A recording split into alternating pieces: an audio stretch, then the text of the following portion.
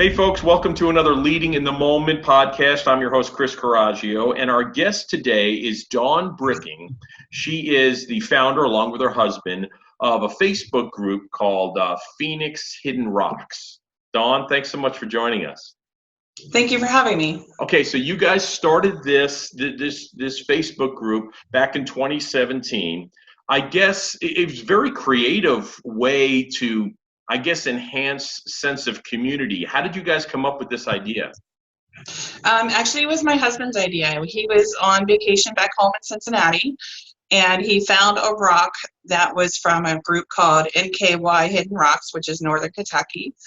And him and his mom liked it, and they went ahead and painted some rocks and hid them throughout the Cincinnati area, and then brought home the idea to me and said, I really want to do this. I think this would be great for us to spend some time together and be able to go ahead and do this in our community. We looked, and there wasn't really any rock groups out there right around this valley that were doing anything actively. So we created our own group and wanted to put out the message of a sense of community and building time together with us.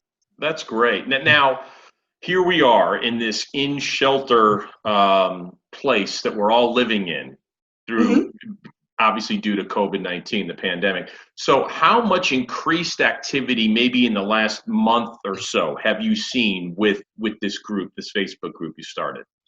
A lot of more activity. It's been amazing to us how much more activity. Just since last Friday alone, we've gathered about 300 new members. Wow. And when we first started, it was about 50 to 60 of our friends and family, and it slowly was increasing. And I just put out our 5,000 rock this week, and right now we're at 5,787, I believe. Oh man. So yeah, it's definitely picked up the pace. And I found out about you because out in my cul-de-sac right here, I was shooting baskets the other day, social distancing all by myself, playing some basketball, and there was a rock in the gravel that was pink, and it was the design on it, and Phoenix Hidden Rocks, and then I looked you up on Facebook, and yes, indeed, there was a group. So kind of tell everybody what the process usually is and what happens and how they can participate. Sure. So what we do is we take rocks. It's preferable to find a smooth rock so that you can paint your picture on the rock. And it's anything. It could be words of encouragement. It could be a cartoon character. It could be something funny.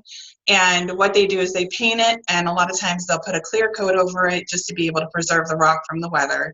And then they hide it wherever they want to in the valley. So it could be a neighbor's house, it could be a business, or it could be a hospital, really anywhere that we feel would be appropriate for someone to kind of have a pick-me-up for their day.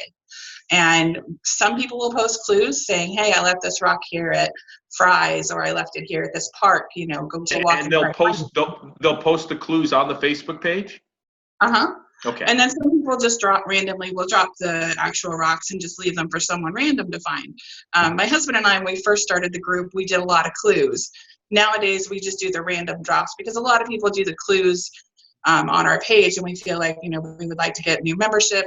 So we like to put them out here and there. Sure. So we don't do as many clues anymore.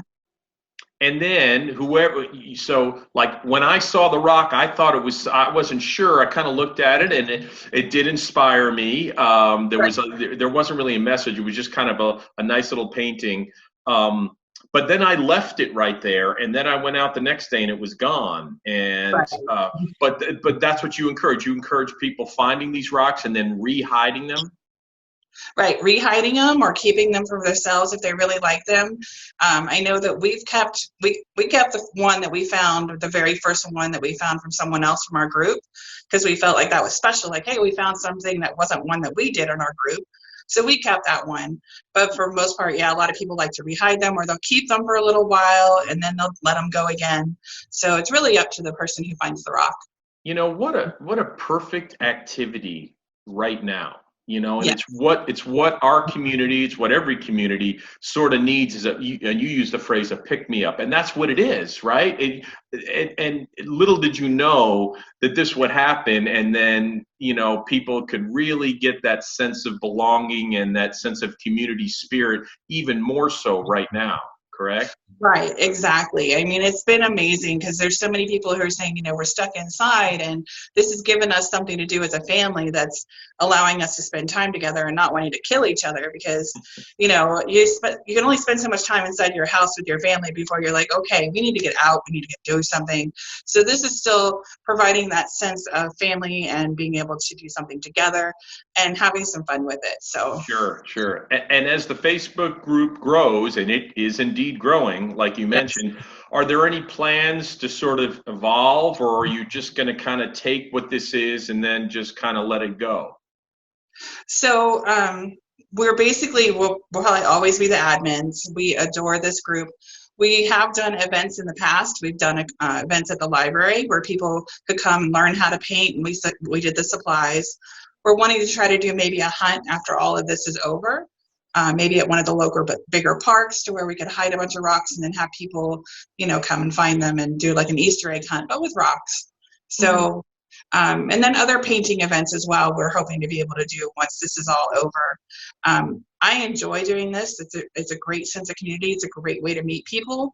I work in an office where I don't get to meet a lot of people, and it's nice for me to be able to get out there and meet our members and connect with people. Yeah, great. Um, so I just want to make sure everybody's clear. If they do find a rock or they want to design their own rock, uh, I guess it's best, or you recommend to on the back of it write or paint Phoenix Hidden Rocks, just so you know that you're part of the group. Yeah, so the title of the group is actually PHX Hidden Rocks. Okay. Um, Hmm. Otherwise, if you try to do Phoenix, you might not find the group itself. But we have labels that are available on our group page that you can print off and Mod Podge onto the back of the rocks if you don't want to write. Got it. Or you can simply write, keep, post, rehide, PHX Hidden Rocks. And most people are pretty easy about figuring out that it's a Facebook thing, so you don't have to worry about putting Facebook on there. Well, I know that so many people right now are thankful that you started this group, and they're just finding you right now, like I did about a week ago. So you're certainly leading in the moment, Dawn. You and your husband. That's why we wanted you on this podcast. Again, the Facebook group. So just go on Facebook and just type in the little search PHX, short for Phoenix, Hidden Rocks, and you'll get right to the group. Correct? Yes, correct. Okay, wonderful. Thank you so much, Dawn. You are indeed providing a sense of community in a very creative way. We really appreciate it, and we hope that you get many, many more members on your Facebook group. Thank you very much. Thanks for having us. Thanks, Dawn. Bye.